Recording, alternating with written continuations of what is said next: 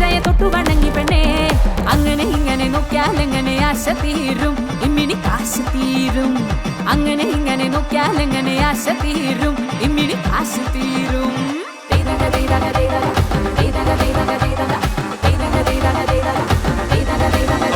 ഈ വരുന്ന ജൂലൈ 19 നമ്മുടെ സിനിമ ഇറങ്ങുക, നിങ്ങൾ എല്ലാവരും കാണണം.